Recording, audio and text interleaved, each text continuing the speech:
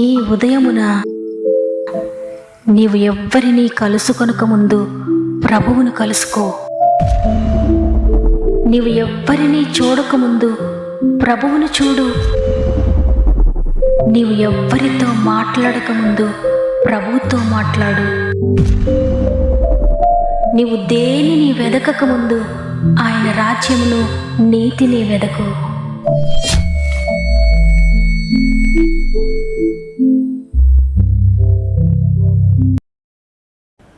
Praise the lord. ఈ ఉదయకాలం మరి ఒకసారి మిమ్మల్ని అందరినీ ఈ విధంగా కలుసుకోవడానికే దేవుడు నాకు ఇచ్చిన ఈ గొప్ప అవకాశాన్ని బట్టి దేవుని స్తుతిస్తూ ఉన్నాను. మరి ఒకసారి మిమ్మల్ని అందరినీ గాడ్ ఫస్ట్ అనే వాగ్దాన కార్యక్రమానికి ప్రేమతో ఆహ్వానిస్తూ నా యొక్క ప్రత్యేకమైన శుభములు మీ అందరికీ తెలియజేస్తూ ఉన్నాను. ప్రియ సహోదరి, ప్రియ సహోదరుడా, దేవుని కృపలో మీరంతా బాగున్నారని నమ్ముతున్నాను. ఎందుకంటే దేవుడు తన ప్రేమ, తన కృప, తన కనికరము మనపై చూపిస్తూ మనల్ని ఇంతవరకు కాపాడి తన రెక్కల చాటున భద్రపరిచి ఈరోజు ఈ విధంగా మనందరము ఒక ఆత్మీయ కుటుంబంగా కలిసి ఆయనను స్తుతించే భాగ్యాన్ని మరల ఇచ్చినందుకు మొదటిగా దేవునికి కృతజ్ఞత చెల్లిస్తూ ఉన్నాను. ఆయన మిమ్మల్ని ఎంతగానో ప్రేమిస్తూ ఉన్నారు. అందుకే ప్రతిరోజు తన మాట ద్వారా మనల్ని ఆదరిస్తూ ఉన్నారు, మనల్ని ధైర్యపరుస్తూ ఉన్నారు, మనల్ని బలపరుస్తూ ఉన్నారు.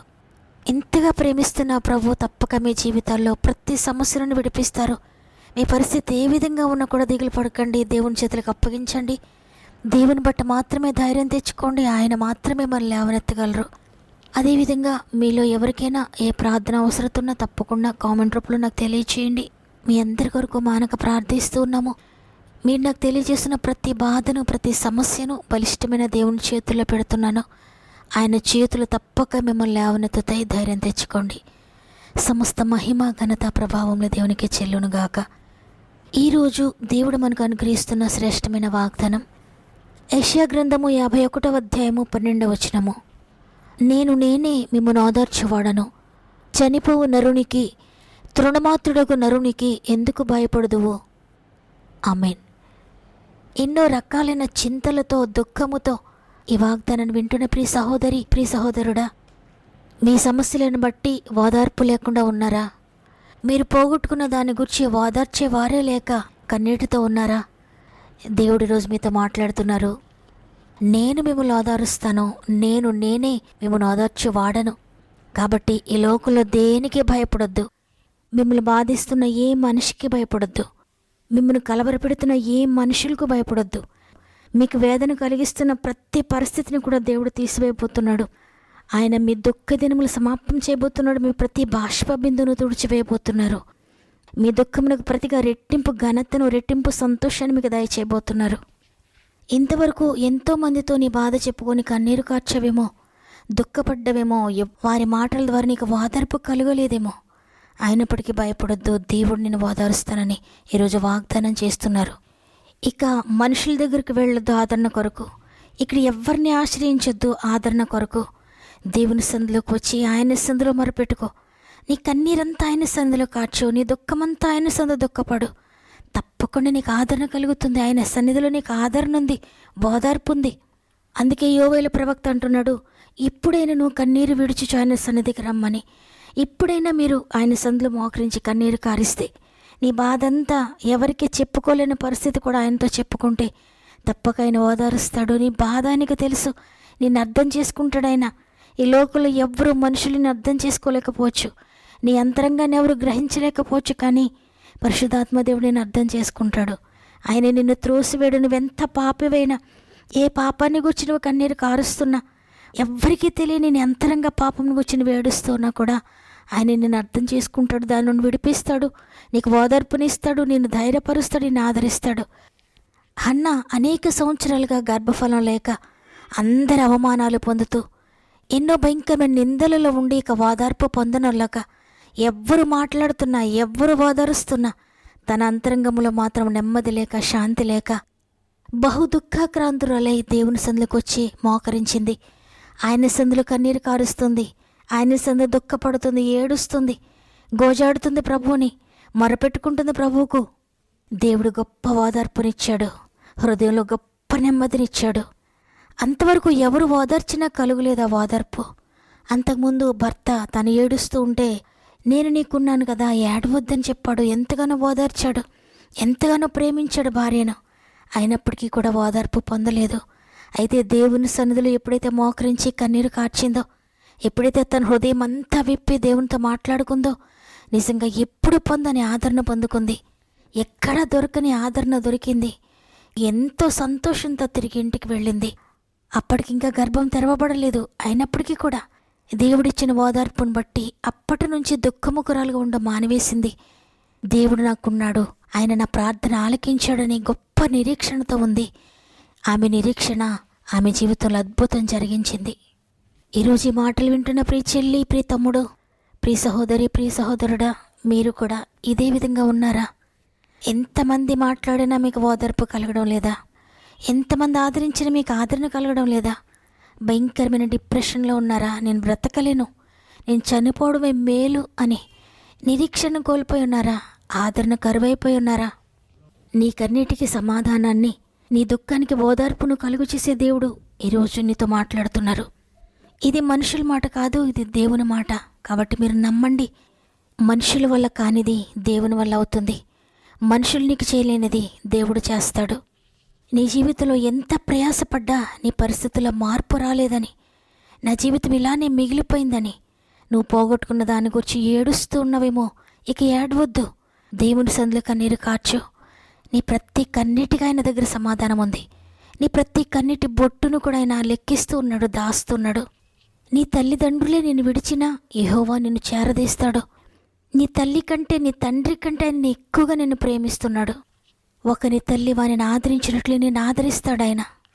కాబట్టి ఎంతమంది ఈరోజు హన్నా వలె ఓదార్పు పొందనలకు ఉన్నారో, ఆదరణ లేక ఉన్నారో, దుఃఖానికి సమాప్తం లేకుండా దుఃఖపడుతూనే ఉంటున్నారో, ప్రతిరోజు ఏదో ఒక దుఃఖము, ప్రతిరోజు గతించిన జీవితాన్ని బట్టి ఏడుస్తూ నా జీవితం ఇలా ఉంది ఏంటి, ఇక నా పరిస్థితుల మార్పు ఎలా కలుగుతుంది, ఇంకా నా బ్రతుకులో మార్పు లేదు, నా ఏజ్ దాటిపోయింది, నా పరిస్థితులన్నీ తారుమారైపోయాయి, నేను ఆరోగ్యం కోల్పోయాను, నేను సమస్తాన్ని కోల్పోయాను, ఇక నా జీవితం ఏ విధంగా మారుతుందని నీవు డిప్రెషన్లో ఉన్నావేమో, ఈ వాగ్దానం నీ కొరకే.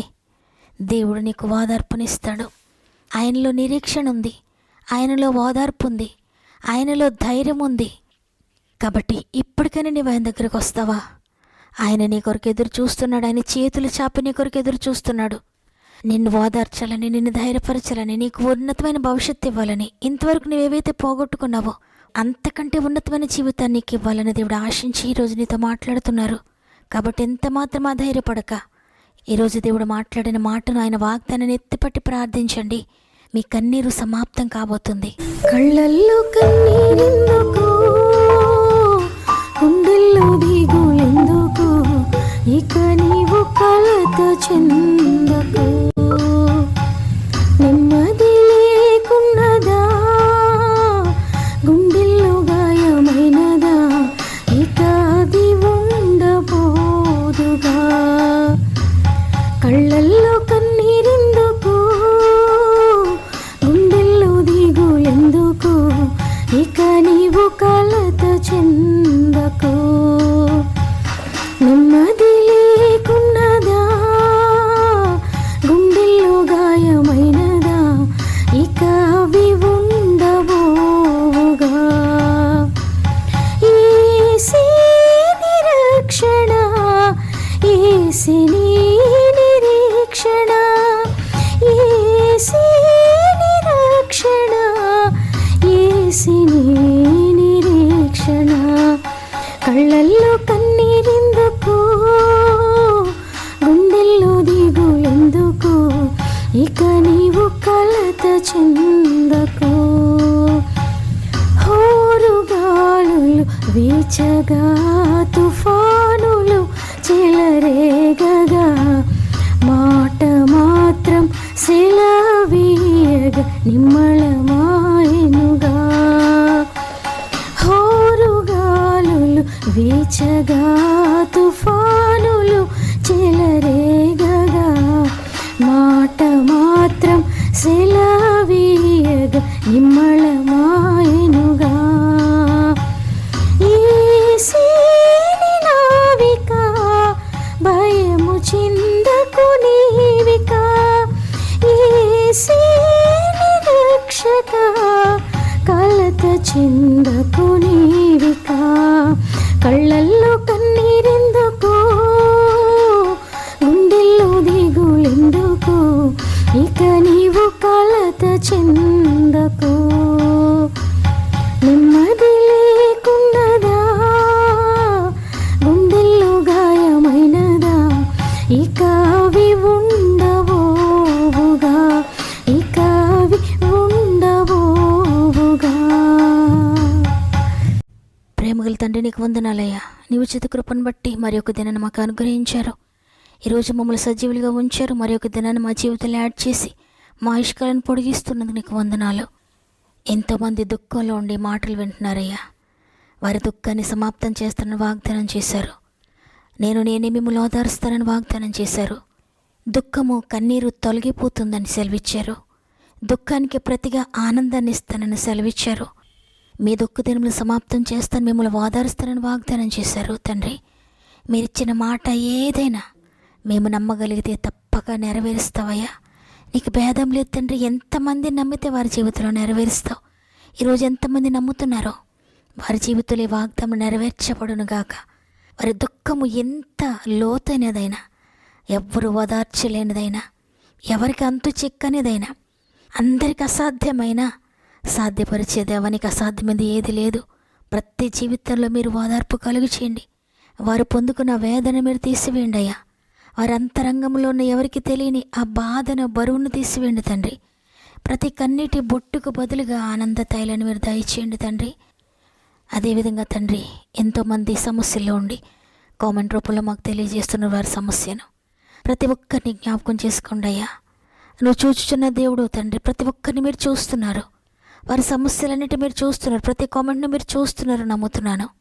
నేనైతే వారికి సహాయం చేయలేను తండ్రి, మనిషి మాత్రాలను. అందుకే నీ బలిష్టమైన చేతుల్లో పెడుతున్నానయ్యా. అసాధ్యమైనది లేని చేతులకు అప్పగిస్తున్నాను. నీ అరచేతుల్లో ప్రతి ఒక్కరిని చిక్కుకున్నారు కాబట్టి మీరే వారిని బాగు చేయగలరు తండ్రి. మీకే తెలిసినైనా వారిని సరిచేయడం, మీకే తెలిసినైనా వారి హృదయంలో ఉన్న బాధను తీసివేయడం, మీకే తెలిసయ్యా వారి కన్నీటిని తొడవడం, మీకే తెలుసు తండ్రి వారిని ఓదార్చడం. వారి పరిస్థితి ఎంత భయంకరమైనదైనా, ఎన్ని సంవత్సరాలుగా దుఃఖమున్నా, ఎంతగా కోల్పోయినా ప్రతిదీ కూడా తిరిగి రిస్టోర్ చేయండి. పరిశుద్ధత పోగొట్టుకున్న ప్రతి బిడ్డలకు తిరిగి పరిశుద్ధత దయచేయండి. ఆరోగ్యం పోగొట్టుకున్న ప్రతి బిడ్డకు తిరిగి ఆరోగ్యం దయచేయండి. ధనాన్ని పోగొట్టుకున్న ప్రతి బిడ్డకు తిరిగి ధనాన్ని దయచేయండి. నెమ్మదిని, శాంతిని, సమాధానాన్ని పోగొట్టుకున్న ప్రతి బిడ్డకు సమాధానాన్ని, నెమ్మదిని దయచేయండి. జీవితంలో ఎవరిని కోల్పోయి ఉన్నారో, కుటుంబంలో ఎవరిని కోల్పోయి ఉన్నారో, భర్తను పోగొట్టుకున్న, భార్యను పోగొట్టుకున్న, బిడ్డలను పోగొట్టుకున్న, సాక్ష్యాన్ని పోగొట్టుకున్న, దేనిని పోగొట్టుకున్న తండ్రి తిరిగి రిస్టోర్ చేయండి. వారు పోగొట్టుకున్న దానికి రెట్టింపుగా మీరు దయచేయండి.